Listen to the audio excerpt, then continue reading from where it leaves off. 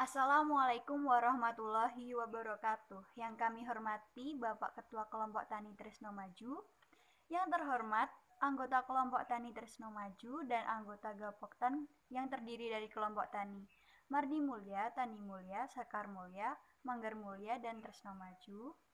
Terima kasih atas kehadirannya.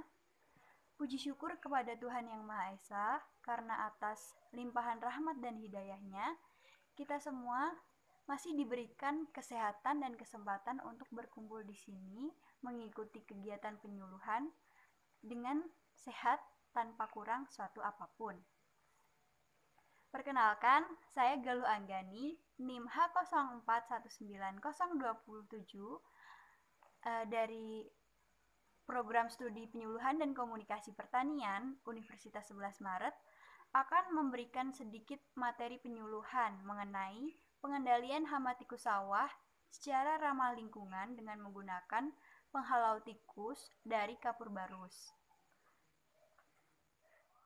Baik, materi penyuluhan kali ini adalah mengenai pengendalian hama tikus sawah dengan menggunakan penghalau dari kapur barus.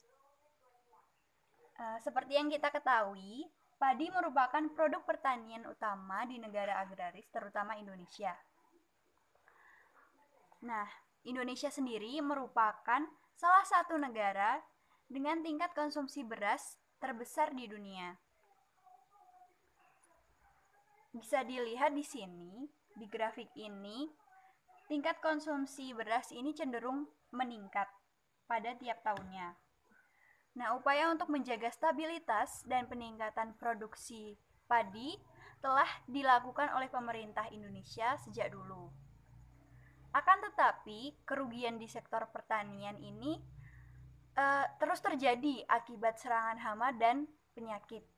Salah satunya yaitu hama tikus sawah.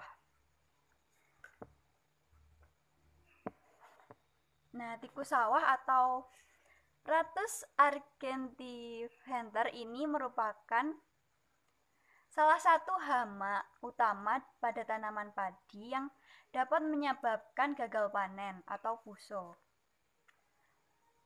Nah, kehilangan hasil gabah akibat serangan hama ini tuh hampir terjadi pada setiap musim tanam dan kerusakan yang ditimbulkan mencapai 15-20% pada tiap tahunnya. Tikus ini menyerang padi pada berbagai stadia. Yang pertama stadia persemaian, yang kedua stadia vegetatif, dan yang ketiga stadia generatif.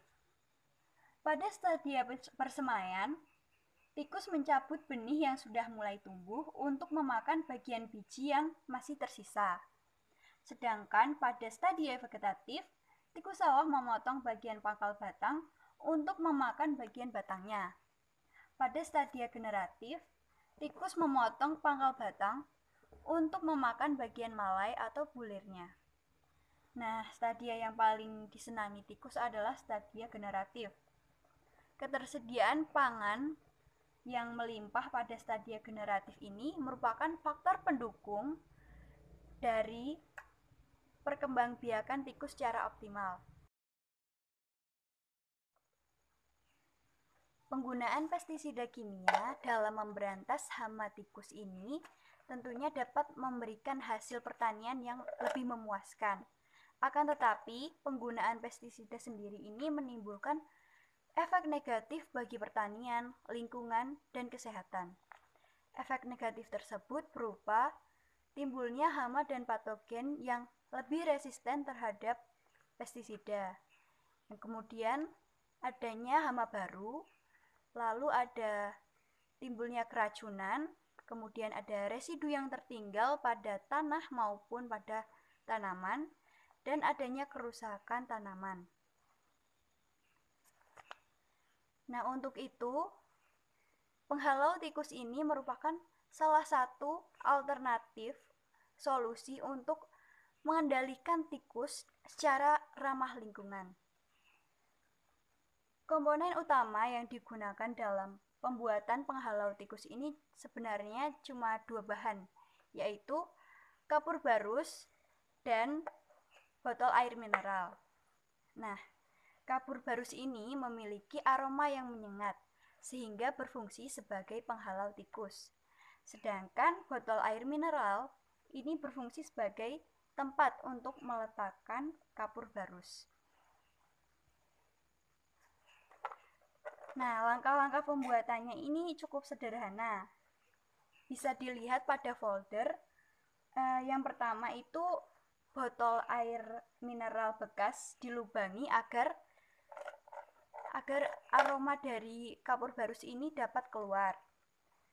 Yang kedua, kapur barus ini dimasukkan ke dalam botol dan penghalau tikus siap untuk dipasang. Nah, ada beberapa hal yang perlu diperhatikan saat pemasangan penghalau tikus ini. Yang pertama adalah penghalau tikus ini sebaiknya dipasang 24 titik per hektar. Kemudian, pemasangan penghalau tikus ini diletakkan di sela-sela rumpun padi. Kemudian, pemasangannya juga di atas permukaan air. Ini bertujuan untuk menghindari masuknya air ke dalam alat ini. Selanjutnya akan saya buka sesi tanya jawab. Bagi Bapak Ibu sekalian yang ingin menanyakan mengenai materi yang saya bahas tadi, saya persilahkan. Saya izin bertanya. Perkenalkan, saya Wildan. Pertanyaan saya adalah, apakah alat tersebut efektif apabila digunakan? Baik, terima kasih atas pertanyaannya Saudara Wildan. Saya akan menjawab pertanyaan tersebut. Nah, alat ini tergolong efektif karena di dalamnya ada kapur barus yang memiliki aroma yang menyengat. Nah, tikus sawah sendiri itu memiliki indera penciuman yang tajam sehingga akan merasa terganggu akan aroma yang menyengat dari kapur barus ini. Nah, indera penciuman yang tajam ini ditandai dengan adanya gerakan mengendus-endus pada hidung tikus saat mencium bau pakan. Nah, untuk pemasangannya sendiri agar efektif sebaiknya dipasang 24 titik per hektar. Jumlah dari alat ini bisa ditambah sesuai kebutuhan apabila dirasa masih kurang. Baik, mungkin itu saja jawaban atas pertanyaan dari Saudara Wildan. Kesimpulan yang dapat diambil dari kegiatan penyuluhan hari ini yaitu penggunaan penghalau tikus ini bertujuan untuk menekan serangan hama tikus, sehingga diharapkan dapat meningkatkan hasil pertanian di Desa Plemerjo. Peran aktif dari semua pihak sangat berpengaruh pada pengendalian tikus secara ramah lingkungan.